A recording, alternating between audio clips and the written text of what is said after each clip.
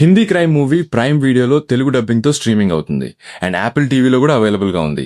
మరి action crime thriller చూడంలో వచ్చిన ఈ మూవీ ఎలా ఉందని డీటెయిల్గా ఈ వీడియోలో మాట్లాడుకుందాం. లాస్ట్ వరకు వీడియోని స్కిప్ చేయకుండా చూడండి. ఇంకా మూవీ స్టోరీ లైన్ గురించి సింపుల్గా చెప్పాలంటే, ఒక $1 బిలియన్ మనీ రికవరీ కోసం రిచల్ అండ్ ఉమెన్ సెక్యూరిటీ ఎక్స్పర్ట్స్ అయిన సీడ్ అండ్ బ్రాంకోతో కలిసి ఒక టీంని ఫామ్ చేస్తుంది. ఈ టీంతో ఒక డేంజరస్ మిషన్ని కంప్లీట్ చేయడానికి ఒక రిమోట్ ఐలాండ్కి వెళ్లాల్సి వస్తుంది. ఆ మిషన్ చుట్టూ తిరిగే planning, bliss and action main story. ఇది రెగ్యులర్ యాక్షన్ మూవీలో డైరెక్ట్ గా ఫైట్స్ తో స్టార్ట్ అవ్వదు. ముందే మిషన్ ఎలా చేయాలి, డిఫరెంట్ సిచ్యువేషన్స్ ని ఎలా హ్యాండిల్ చేయాలి అనే ప్లానింగ్ మీద ఎక్కువ ఫోకస్ చేస్తుంది. క్యారెక్టర్స్ మధ్య conversations, funny moments and different plannings తో మూవీ అనేది ముందుకు వెళ్తూ ఉంటుంది. కానీ ఇక్కడ మూవీ కొంచెం స్లోగా అనిపించే ఛాన్స్ ఉన్నాయి. ఎందుకంటే యాక్షన్ కన్నా ప్లానింగ్ అండ్ డైలాగ్స్ మీద ఎక్కువ ఉంటుంది కాబట్టి. ఇంకో మైనస్ పాయింట్ ఏంటంటే, మూవీలో విలన్ క్యారెక్టర్ అనేది అంత స్ట్రాంగ్ గా అనిపించలేదు. ఒక పవర్ఫుల్ విలన్ ఉండుంటే స్టోరీలో టెన్షన్ ఇంకా బాగా వర్కౌట్ అయ్యేది. కానీ ఆ లెవెల్ థ్రెడ్ ఫీల్ అనేది కొంచెం మిస్ అయిందనే చెప్పొచ్చు.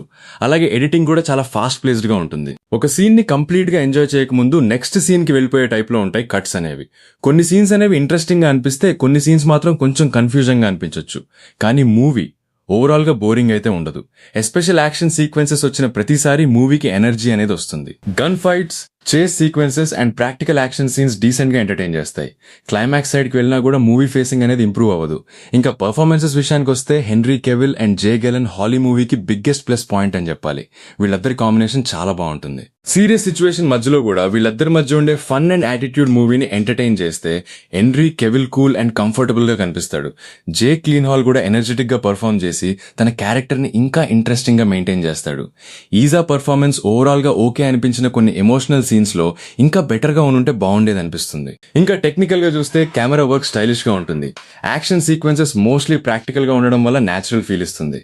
గై రిచ్ స్టైల్లో ఉండే fast cuts and quick presentation మూవీకి డిఫరెంట్ లుక్ అనేది ఇస్తుంది. కానీ అదే స్టైల్ కొన్ని ప్లేసెస్ లో ఎక్కువ అయిపోయినట్టుగా అనిపిస్తుంది. సీన్స్ ని ఫాలో అవడం కొంచెం డిఫికల్ట్ గా అనిపిస్తుంది. ఇంకా ఓవరాల్ గా ఈ మూవీ ఎలా ఉందని అడిగితే, ఇట్స్ అన్ ఎవరేజ్ ఫిలిం, పర్లేదు, ఒకసారి ట్రై చేయొచ్చు.